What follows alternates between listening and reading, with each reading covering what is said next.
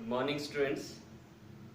आज हम विभिन्न वस्तुओं के गुणों के बारे में पढ़ेंगे और वो गुण कौन सा है, वो है ऊष्मा का स्थानांतरण। क्या सभी वस्तुओं में ऊष्मा का स्थानांतरण होता है? हमारे आसपास कितनी तरह की वस्तुएं हैं? जैसे आप बोलेंगे टेबल है, चेयर है, किताब है, पैमाना है, प्रकार है, ठीक है। मतलब ये कुछ लकड़ियां हैं, लकड़ियों से बने हुए हैं, कुछ लोहे से बने हुए हैं, तो कुछ हो सकता है कि आपके आसपास कीले भी हो, स्क्रू हो, वो भी हो सकता है। आपके पास टूथ ब्रश है, वो भी है, वो प्लास्टिक का बना हुआ है। तो आइए हम कुछ वस्तुओं को देखेंगे कि कौन कौन सा ऊष्मा का चालन करता है और कौन अच्छा चालक है। वो भी हम देखेंगे कि जो चालन करते हैं क्या सारे बराबर ही चालन करते हैं। तो सबसे पहले हम लकड़ी को गर्म करके देखते हैं कि लकड़ी अगर हम एक तरफ से गर्म करना शुरू कर देते हैं, क्या उसके आगे भी वो गर्म हो जाती है? नहीं हो रही है, वो जल रही है। जहाँ ऊष्मा है वहां पर वो जल रही है, परंतु उसकी जो ऊष्मा है दूसरे सिरे की ओर नहीं जा रही है। जैसा कि हमने पिछले पाठ में, पिछले टॉपिक में पढ़ा था कि ऊष्मा का स्थानांतरण सदैव गर्म क्षेत्र से ठंडे क्षेत्र की ओर होता है, गर्म स्थान से ठंडे स्थान की ओर होता है। परंतु ये लकड़ी है, लकड़ी में ऊष्मा का स्थानांतरण गर्म से ठंडे स्थान की ओर नहीं हुआ, तो इसका लकड़ी जो है ऊष्मा का कुचालक है, या हम कह सकते हैं कि ऊष्मा रोधी होता है। अब अगर हम दूसरा देखेंगे, टूथब्रश है, प्लास्टिक का बना हुआ है, अगर इसको गर्म करना शुरू कर देते हैं तो ये भी दूसरी तरफ को गर्म नहीं हो रहा है। तो इसको जहां आप गर्म कर रहे हैं वहां नहीं छूना है, क्योंकि ये प्लास्टिक है, पिघल कर आपकी उंगलियों में लग सकता है और आप जल सकते हैं। तो हमें अपना भी ध्यान रखना पड़ेगा, आग से हमें अपनी सुरक्षा करनी पड़ेगी। तो प्लास्टिक भी क्या हुआ, ऊष्मा का रोधी हुआ, ऊष्मा रोधी बोल सकते हैं आप प्लास्टिक को।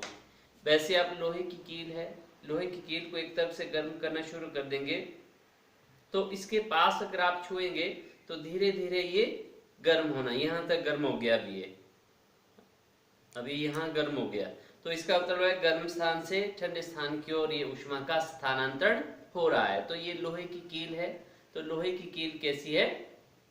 ऊष्मा का चालक है, होती है, ये ऊष्मा की चालक है, अच्छी। तो लोहा चालक होता है, चांदी चालक होती है, एल्यूमिनियम चालक होता है, तांबा चालक होता है, परंतु लकड़ी, प्लास्टिक या कागज वगैरह देखेंगे आप तो ये सारे ऊष्मा रोधी होते हैं या ऊष्मा के कुचालक होते हैं। तो हमें दो तरह की वस्तुएं मिली, एक ऊष्मा की चालक हुई, दूसरी ऊष्मा रोधी हुई, जिसको हम कुचालक भी कह सकते हैं। तो ऊष्मा के चालक क्या, सभी जितने भी मैंने धातुओं के बारे में बात की, ऊष्मा के चालक धातुएं होती हैं, लोहा, तांबा, चांदी, एल्यूमिनियम, ये सारे धातुएं होती हैं, इसलिए ऊष्मा का चालन करती हैं। तो क्या सारे की सारी धातुएं एक जैसी चालक होती हैं, या कोई अच्छी चालक होती है, कोई थोड़ी सी कम चालक होती है? तो यहाँ पर हमने दो तरह की छड़ें ली हैं, एक है एल्यूमिनियम की और दूसरी है लोहे की। तो एल्यूमिनियम और लोहे की छड़ें हैं, अगर हम इन दोनों को गर्म करना शुरू कर देते हैं, और आप जैसे देख रहे हैं कि इसमें जो कीले हैं, तीन तीन कीले, तीन इसमें लगाई मोमबत्ती की साइड से, तीन इसमें, तो मोम से हमने चिपकाई हुई है, ये एल्यूमिनियम की छड़ है और ये लोहे की छड़ है। अगर हम इन दोनों को बराबर दूरी पर लगाई है हमने, अगर हम इन दोनों को बराबर गर्म करना शुरू कर देते हैं तो क्या होता है? ध्यान से देखना आपने।